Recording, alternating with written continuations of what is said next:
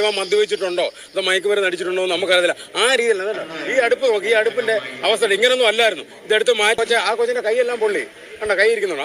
ആ കൊച്ചിന്റെ എതിരായി ഈ പായസവും ചൂടുവെള്ളം എല്ലാം കൂടെ തിരിച്ച് ആ കൊച്ചിന്റെ ദേഹത്തേക്ക് വീണു. ഒന്നും മയക്കുമരുന്നോ അതിനകത്തല്ലേ എന്തോ സാധനം ആ വണ്ടിക്കകത്തുണ്ട്.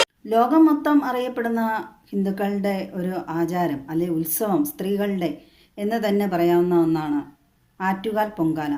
സ്ത്രീകളുടെ ശബരിമല എന്നറിയപ്പെടുന്ന ആറ്റുകാലിൽ പൊങ്കാല ഇട്ടുകൊണ്ടിരുന്ന സ്ത്രീകളുടെ ഇടയിലേക്ക് ഒരു കാർ അമിത വേഗത്തിൽ പാഞ്ഞു കയറി അപകടമുണ്ടാക്കി. ഈ കാറ് വരുന്നത് കണ്ട് തടഞ്ഞു നിർത്താൻ പോയ ഒരു പയ്യന് അപകടം പറ്റിയിട്ടുണ്ട്. പൊങ്കാല ഇട്ടുകൊണ്ടിരുന്ന ഒരു പെങ്കൊച്ചിൻ്റെ ദേഹത്തേക്ക് ചൂടുള്ള പായസം തെറിച്ച് കൈയൊക്കെ പൊള്ളി. ഇവിടെ വിശ്വാസത്തിലുപരി മനുഷ്യരുടെ ജീവനാണ് ഞാൻ പ്രാധാന്യം കൊടുക്കുന്നത്. എത്രയോ പേരുടെ ജീവന് ഭീഷണിയായിട്ടാണ് ഈ കാർ ഇതുപോലെ അമിത വേഗത്തിൽ വന്നത്. എന്തോ ഒരു ദൈവാധീനം കൊണ്ടായിരിക്കാം ആ പെങ്കൊച്ച് രക്ഷപ്പെട്ടത്.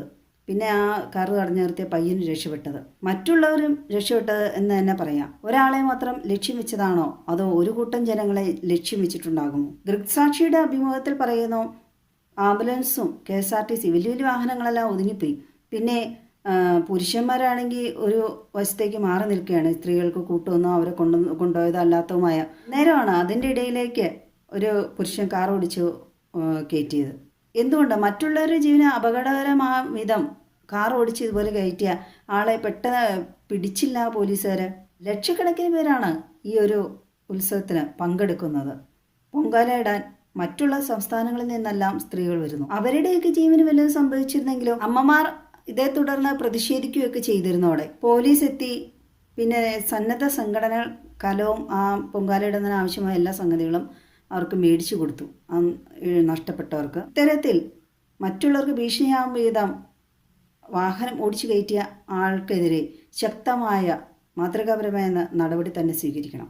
എന്ത് കുറ്റകൃത്യം ചെയ്താലും ജാമ്യം കിട്ടി ജയിലിലാണെങ്കിലും സുഖലോലുപതയിൽ കഴിഞ്ഞ് തിരിച്ചു വരാമല്ലോ എന്നുള്ള ഒരു അഹങ്കാരമാണ് കാണിച്ചിരിക്കുന്നത് എന്ന് തന്നെ പറയേണ്ടി വരും.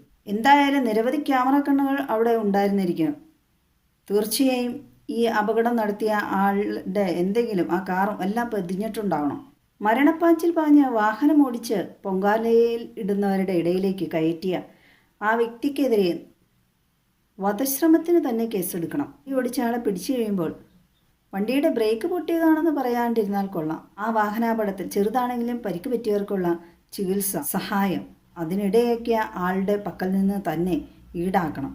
മനുഷ്യജീവന് പുല്ലുവില കൽപ്പിക്കാത്തതുകൊണ്ടാണല്ലോ അതോ മനുഷ്യജീവൻ എടുക്കണമെന്ന മനഃപൂർവ്വം ഉദ്ദേശത്തോടുകൂടിയായിരിക്കുമോ ഇതുപോലെ വണ്ടി ഓടിച്ചു കയറ്റിയത്? ആ പാത്രത്തിൻ്റെയൊക്കെ ചെളുക്ക് കണ്ടാൽ ഒന്ന് ഞാൻ ഓർത്തു പോവുകയാണ്.